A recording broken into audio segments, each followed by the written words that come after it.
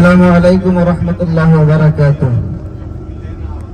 আল্লাহর শুকরিয়া, আমরা 9 দিন মক্কা শরীফে, বাইতুল্লাহ শরীফে, আল্লাহর ঘরের কাছে আমরা রইলাম, হুদুদে হারামের ভিতরে রইলাম। এইখানে যদি আমরা মনে মনে খালি তওবা করি, আল্লাহর কাছে ক্ষমা চাই যে এখানে যদি আমরা কোনো ভুল করিয়া থাকি, আল্লাহর বাড়িতে আসিয়া যেই জায়গায় আসলে মানুষ নিষ্পাপ হয়, মাসুম হয়, বেগুনাহ হয়, সেই জায়গায় আসিয়া যদি আমরা কোনো গুস্তাখি করিয়া থাকি, কেউর গীবত করিয়া থাকি, মিথ্যা কথা বলিয়া থাকি, বা অন্য কোনো ধরনের কথা বলিয়া থাকি, তবে আল্লাহর কাছে খালি তওবা করেন। আল্লাহ তাআলা যাতে আমাদেরকে এই মক্কা শরীফে আসিয়া যদি কোনো গুনাহ করিয়া থাকি, এই গুনাহগুলি আল্লাহ তাআলা মাফ করেন। একটা কথা মনে রাখবেন যে মক্কায় আসলে 1 রাকাত সালাত আদায় করলে 1 লাখ রাকাতের সালাতের সওয়াব পাওয়া যায়। একবার সুবহানাল্লাহ বলার 1 লাখ সুবহানাল্লাহ বলার সওয়াব পাওয়া যায় মক্কা শরীফে। একটা গুনাহ করলে তার বদলতে 1 লাখ গুনাহ হবে।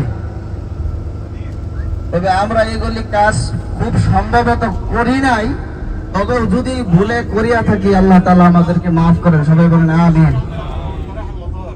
আজকে আমরা রওনা দিছি মদিনা মুনাওয়ারা, যেখানে নাকি হুজুরে পাক সাল্লাল্লাহু আলাইহি ওয়াসাল্লাম শুয়ে আছেন।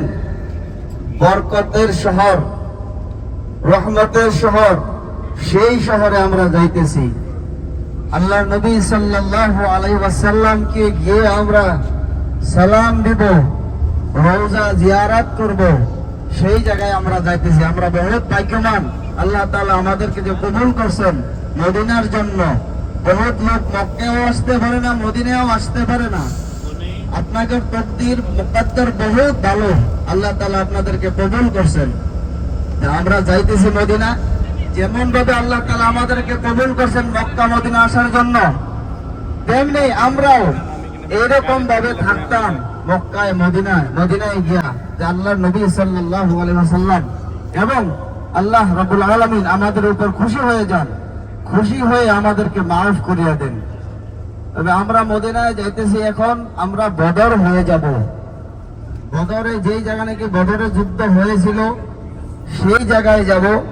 গিয়ে আমরা দোয়া করব, একদম যেই জায়গায় যুদ্ধ হয়েছিল, যেই জায়গাটা নির্দিষ্ট জায়গা, আমরা সেই নির্দিষ্ট জায়গাতে গিয়ে আল্লাহর কাছে দোয়া করব, আল্লাহ তাআলা আমাদেরকে যাতে মাফ করিয়া দেন এবং বারবার আল্লাহর ঘরে আসার তৌফিক দান করেন। আর আমরা যে মদিনায় যাইতেছি, আমি ট্রেনিং এর মধ্যে ঘরে বলছিলাম, মদিনার খানার কোয়ালিটি বেলেগ, খুব ভালো আইটেম দিবে, কিন্তু আপনার মুখে স্বাদ নাও লাগতে পারে। যেমন উদাহরণস্বরূপ, আমরা আসামের খানা আর কেরালার খানা এক নাকি? একটু বেশকম আছে না? কেরালার খানা নারিকেল তেল দেওয়া বানা, আসামের খানা আমরা খাওয়া তেল দিয়ে খাই। এরকম একটু ডিফারেন্স হয়, আমার মুখে লাগে, বেলেগের মুখে লাগবে না জানি না।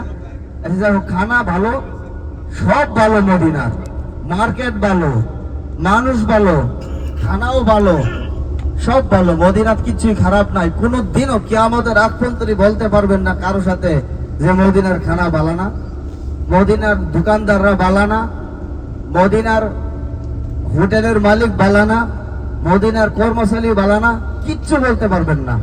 আল্লাহ তাআলা আপনাদেরকে খালি পরীক্ষা নেবেন। আপনারা তো পরীক্ষায় আছেন এখন। হজে আসা মানে একটা মাসুম, একটা মানুষ যখন মাসুম হবে তখন তার পরীক্ষা দিতে হয়। আমরা যখন স্কুলে গিয়ে পরীক্ষা দিলে রেজাল্ট পাই, পাস করাম না ফেল করাম? পাস করলে আমাদের চাকরি হবে, ডাক্তার হবো, ইঞ্জিনিয়ার হবো। পাস না করলে তো হবে না। তেমনি আপনি যে মাসুম হবেন, মাসুম হওয়ার আগে আপনাদেরকে আল্লাহ তাআলা বহুত ধরনের পরীক্ষা নেবে, বহুত ধরনের এক্সাম নেবে। এক্সামে পাস করা লাগবে। আপনার শরীরে খুব রাগ হইব, খুব রাগ উঠবো, হ্যাঁ এটা হয়েছে, কিন্তু রাগ কিন্তু এমনিও তো রাগ করে হারাম। এমনি রাগ বেশি উঠলে আপনি লা হাওলা ওয়ালা কুওয়াতা ইল্লা বিল্লাহিল আলিয়্যিল আযীম বেশি করবেন, রাগ কিন্তু করবেন না, সবর করবেন। আল্লাহ তাআলা সবরকারীদের বিরাট পছন্দ করে। ইন্নাল্লাহা মা'আস সাবিরিন, যারা নাকি সবর করে তাদেরকে আল্লাহ তাআলা বহুত বহুত পছন্দ করেন। তা আমরা ইনশাল্লাহ সব সময় চেষ্টা করতাম, সবুর বেশি বেশি করতাম, রাগকে হারাম করিয়া দিতাম। মদিনায় যেতেছি, একদম নম্র জায়গা মদিনা, আমরা নম্র জায়গা যাইতেছি, মানুষের নম্র।